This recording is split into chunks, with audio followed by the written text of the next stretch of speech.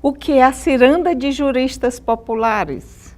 A Ciranda é um movimento, uma articulação, um coletivo, né? A gente pode dar vários nomes, do qual eu estou participando. São pessoas formadas, a maioria formada em direito, né? De um modo geral, são pessoas formadas em direitos que estão atuando com o direito, seja na docência, ou na advocacia, ou no serviço público, né? Nós temos analista judiciário, promotor de justiça, então são pessoas muito diversas que entendem o direito como esse lugar que pode garantir processos de luta pela dignidade humana, né? Então somos pessoas que entendemos que é preciso mais do que nunca, assim, sempre entender que a crítica ela é extremamente importante para que o direito ele exerça processos de emancipação e não de dominação. Você participa de 2 comissões da OAB, a Comissão da Verdade da Escravidão Negra e de Direitos Difusos e Coletivos. Como é que elas tratam a mulher negra?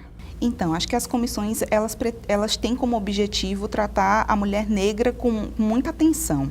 Tanto que nós estamos com um projeto, que é o Projeto Esperança Garcia, que pretende, entre outras coisas, reconhecer a Esperança Garcia como a primeira advogada brasileira, né? E isso porque a gente entende que é preciso criar espaços para falar sobre o feminismo negro, né? Para falar sobre a história das mulheres negras, que infelizmente, ao longo da história do nosso país, né? Mas também ao longo da história mundial, foram sujeitas extremamente... tiveram seus direitos extremamente violados, né? Então, invisíveis, né? Invisíveis, exatamente. Então, as comissões entendem também que resgatar a história da Esperança Garcia é fortalecer a luta das mulheres negras hoje no Piauí, né? É contribuir para que nós nos reconheçamos enquanto mulheres negras. O racismo, ele é tão forte, né, e ao mesmo tempo velado, que nós naturalizamos as práticas e a gente não consegue reconhecer onde é que esse racismo se dá, né? Mas um exemplo é que a maioria das mulheres teresinenses, por exemplo, elas alisam os seus cabelos, né? Elas têm os cabelos cacheados e alisam os cabelos. E isso que parece um detalhe, que parece estético, na verdade é político, né? Nós mulheres negras, eu já alisei os meus cabelos, né? Nós alisamos os nossos cabelos porque nós não temos uma representatividade da beleza negra, né? Nós acreditamos que para ser belo é preciso ter um cabelo liso e ter um cabelo loiro, né? Então, isso é muito forte aqui no Piauí e eu acho que é preciso que a gente resgate essas histórias para que a gente possa criar forças para poder nos reconhecer enquanto mulheres negras e lutar contra a série de violências que estão aí, né? A gente teve no Mapa da Violência publicado em 2015, enquanto o número de mulheres brancas reduziu, o número de mulheres negras, de violência contra as mulheres negras aumentou 3 vezes, né? Então a gente precisa reagir contra isso. Exatamente. E a gente está correndo o risco de perdas de direitos. E assim, uma coisa que é muito forte é quando você chega, hoje menos, mas creio que você já deve ter percebido de chamar atenção o cabelo cacheado, né? Tipo assim, como se não fosse correto, como se não devesse você estar ali com aquele cabelo cacheado. Você já percebeu isso em algum momento? Sim, é como se não fosse adequado, né? Então, até às vezes... a gente escuta um pouco isso, você usa o cabelo assim no cotidiano, mas quando você vai para uma festa você alisa, né? Como se realmente o adequado para momentos festivos, ou fosse um cabelo, ou para lugares formais, fosse um cabelo liso, né? Então, eu tenho a sorte de ser professora, não trabalho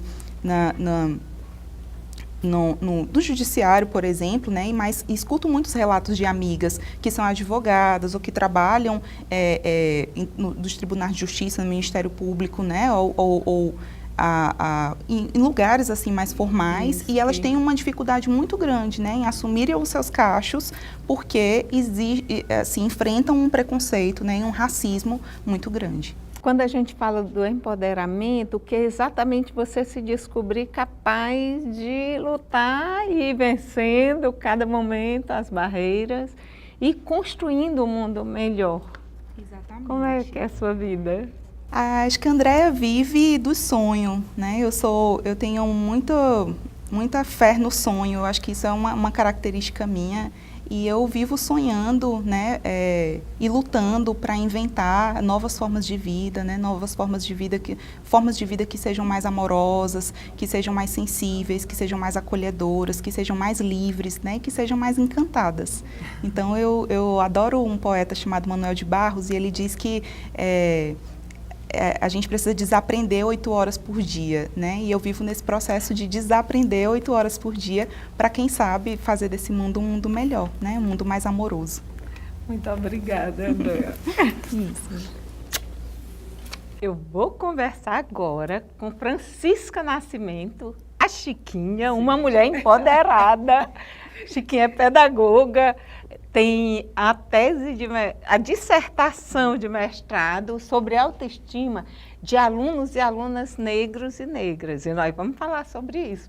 E você dá aula em faculdades particulares, é uma faculdade particular, e a sua disciplina é sobre a pessoa negra, não é isso, Chiquinha? Também. Isso. É bem interessante, que eu acho que a faculdade que eu trabalho é a única, né, e talvez a primeira instituição de ensino do Piauí a ter a disciplina Educação para as Relações Étnico-Raciais. É uma conquista, sim, eu acho que importantíssima, porque a gente já fazia algum trabalho lá, né?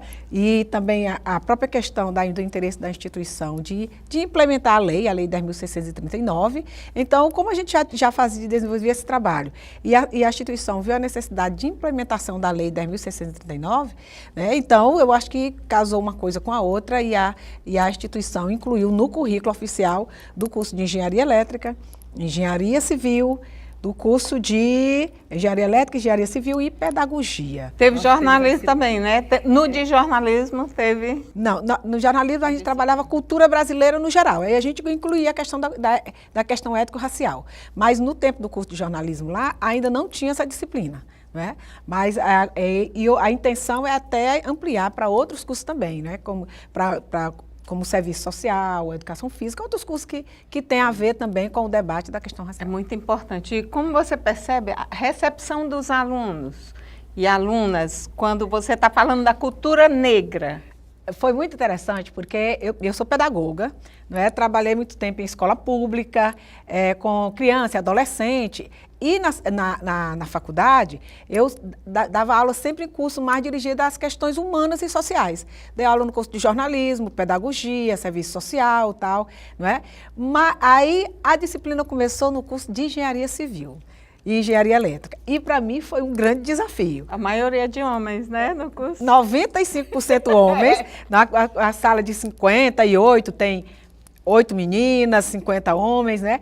E pessoas que é num curso muito de exata, muito técnico, né? Então, eu fiquei na espreita para saber como era a recepção. Mas, para minha surpresa, a recepção é muito boa. Muito boa. Primeiro, ele leva super a sério a disciplina, que eu acho muito interessante, e se envolve no debate a ponto de ter hora que precisa separar, porque, né, que quando se começa a discutir, né, a divergência de ideia é muito boa, muito boa. E a gente sempre conclui a disciplina com um estudo sobre o continente africano, né? Ciência e tecnologia no continente africano, os conhecimentos da África, a geografia africana, saem trabalhos belíssimos, eles fazem painéis, fazem banners, e são trabalhos maravilhosos, e no final eles vêm agradecer. Professor, eu nunca pensei que a questão racial no Brasil fosse uma coisa tão séria. A gente via falar de racismo, mas a gente estudando os dados, professora, de educação, de trabalho, de mercado de trabalho, de inserção, de moradia, é que a gente vê como as coisas são graves. Então, achei muito, muito bom trabalhar nos cursos das exatas também com esse tema. Né? Pois é. E você, na sua dissertação, me fala como foi esse estudo que você fez em relação à autoestima, como a educação trabalha a autoestima de alunos negros. Eu fui professora primária por muito tempo, né? Depois fiz curso superior e depois fui ser coordenadora pedagógica. Então, essa realidade era a realidade do meu convívio. O menino chega e diz: tia, aquele menino ali está me chamando de cabelo disso. Sim. Tia, o menino ali está dizendo que eu sou preto. Tia, o menino está me chamando de negro, está me chamando daqueles diferentes apelidos, né? Que eu nem vou colocar aqui, expressões extremamente grosseiras. Então, isso fazia parte do meu dia a dia. E eu sou uma das fundadoras do movimento negro no Piauí, né? Então, eu já chego na escola com essa consciência, né? Então, eu já levo para a escola essa vivência de criança negra, mulher negra, professora negra, cidadã negra, portanto, uma carga grande do que é preconceito, e eu chego na escola como educadora e vejo reproduzir tudo o que eu sentia quando eu era criança, né? O teu cabelo é isso, o teu nariz é aquilo, tu é negra de não sei de quê. E, então, você tem um desafio da sua frente, não é? Então, você como militante, como pessoa negra, como estudiosa, como pessoa que gosta de estudar, de pesquisar. Então, eu me vi diante desse desafio. Então, em todas as escolas que eu trabalhei, desde o início, eu sempre gostei de fazer algumas atividades sobre questão de diversidade. Seja questão de gênero, da homofobia, da questão racial. E quando eu fui para o mestrado, eu já tinha total clareza do que é que eu ia fazer. Isso. Ou seja, qual era o tema que me interessava, né? E a minha ideia era justamente ver como que o nosso estudo podia colaborar na formação de professores, no sentido de enfrentar isso na sala de aula. Porque a grande dificuldade é os professores dizerem assim, professora, tem hora que eu não sei o que fazer. E realmente é. O menino chama lá e diz assim, ei, nego não sei o quê, tira a tua cabeça do meio que eu não estou vendo nada. Né? Diz logo um sempre colocando... Aí, a professora já vê aquela expressão racista. É importante, para quem está assistindo, que não é chamar de negro. Tem gente que diz, não, chamar de negro está xingando. Não é isso. É negro e colocar um outro termo pejorativo, que diminua, que reduz a pessoa, não é isso? É verdade. Olha, essa a questão que a gente ia tratar, a questão da linguagem. Essa coisa é tão incrível que hoje as pessoas acham que chamar o outro de negro é complicado. Que se disser assim, olha, aqui é a professora Francisca. Professora Francisca é aquela professora negra que dá aula aqui. E como é que você vai me identificar se você me disser isso, não é? Mas as pessoas dizem assim, não, mas pode chamar de negro? Não, tem que chamar, não, aquela professora morena, aquela escurinha, porque a palavra negro tende a soava antigamente nos nossos ouvidos como coisa negativa. Então, uma das coisas que a gente tenta trabalhar, nós, o movimento negro, nós os pesquisadores, é justamente esse resgate dessa expressão negra. E você olhar para uma pessoa negra e poder dizer naturalmente, você é um negro, você é uma negra, isso é muito bom, isso é fantástico. O problema é que, dentro das relações, negro vira um xingamento, quando diz assim, sai daí, negro tal. Isso, né? Quando associa. Associa adjetivo negativo como nojento, feio, ladrão, não é? Cabelo com as comparações mais grosseiras possíveis. Então, essa tradição é que fez com que a expressão negra tivesse esse sentido negativo. Mas hoje nós estamos exatamente querendo resgatar isso. Eu, particularmente, não gosto dessa expressão afrodescendente. Eu acho que é uma coisa muito estadunidense, não é? Muito fora do nosso contexto. Eu acho que é resgatar mesmo a expressão negro e negra, negritude, negridade, e a gente poder conviver com essa clareza, com essa linguagem, não é? Sem maior dificuldade.